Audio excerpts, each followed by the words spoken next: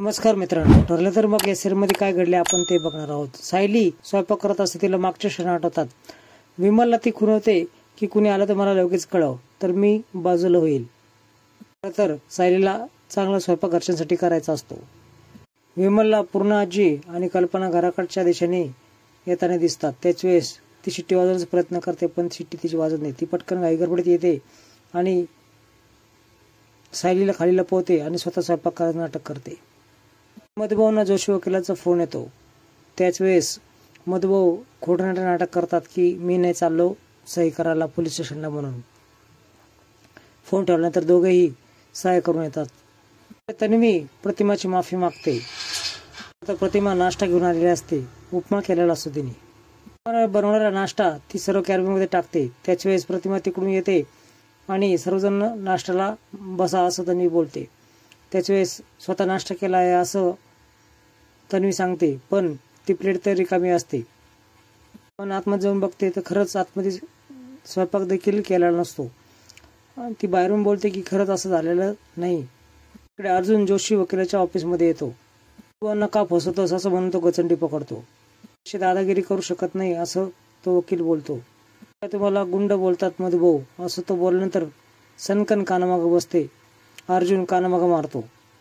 जोशीबाई नकलीच बोलतो की मधुभाऊ बघा तुमच्या जावयाने कशी माझी कॉलर पकडली। बॉस जरी इथं आला ना तर तुझा बॉस देखील मला तुझ्यापासून वाचू शकत नाही। तुझा बॉस जरी आला ना तर माझ्यापासून तुला तो वाचू शकत नाही। बॉस असं वकिलाने विचारल्यावर तो महिपत शिकरेचं नाव घेतो। त्याच्यासाठी काम करतो हे कळालं आहे मला। ते त्यांच्या विरोधामध्ये केस लढतोय असं तो नाटकी बोलतो। पुरावा दाखवा, एवढी लायकी नाही तुझी असं म्हणून तो कानामागे मारतो। अर्जुन सुभेदार कधीच पुराव्याशिवाय बोलत नाही। व्हिडिओ पाहिल्यावर जोशी वकिलाला घाम फुटतो। तो माझा माणूस होता असं तो बोलतो। व्हिडिओ जर काउन्सिलला दाखवला तर तुला अटक होईल, तुझं लायसन कॅन्सल होईल। जोशीने अर्जुन आणि मधुभाऊंच्या पाया पडू लागतो। हा व्हिडिओ बार काउन्सिलला दाखवू नका, महिपत शिकरेने माझ्यावर दबाव आणला होता म्हणून मी कृत्य केले असं तो बोलतो। सर्वजण नाश्त्यासाठी येतात। त्याच वेळेस प्रतिमाला तन्वी बोलते की काय केलंस तू, नाश्ता असं दाखव ना। ती बघते तर त्याच्यामध्ये काहीच नसतं। पण बोलते किचनमध्ये मी बघून येते। बघून आल्यानंतर ती बोलते घरात काहीच बनवलेलं नाही। बनवला होता तर गेला कुठं असं रविराज बोलतो। मी बोलते बास होत असेल तुला, गोळ्याचा इफेक्ट असेल तो।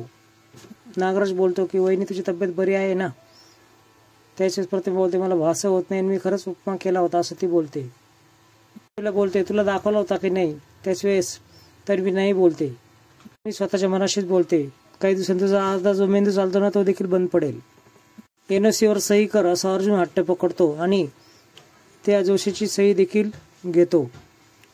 सही करताना तो खूप नखरे करतो, पण पुन्हा जोरात मारल्यानंतर जोशी वकील सही करतो आणि महिपत शिकरेला तू NOC दिली आहे हे कळता कामा नये असं बजावून सांगतो। इकडे सर्वजण जेवायला बसले असतात। अश्विन घास खातो तर त्याला सायलीच्या जेवणाची चव लागते। प्रताप देखील तेच बोलतो। त्यानंतर सर्वजण विमलला बोलू लागतात की तू स्वयंपाक केला नाही, सायलीने स्वयंपाक केला आहे। सर्वजण विमलला बडबड करू लागतात। त्याच वेळेस सायली येते, सर्वांची माफी मागते आणि इथून पुढे असं करणार नाही असं बोलते। पण सर्वजण न जेवताच निघून जातात। त्याच्याच कल्पना बोलून जाते की पूर्णाची जर तब्येत बिघडली न जेवल्यामुळे आणि तसं त्यांनी गोळ्या जर घेतल्या तर तुझी काय खैर केली जाणार नाही। अर्जुन चांगला समाचार घेत असतो जोशी वकिलाचा।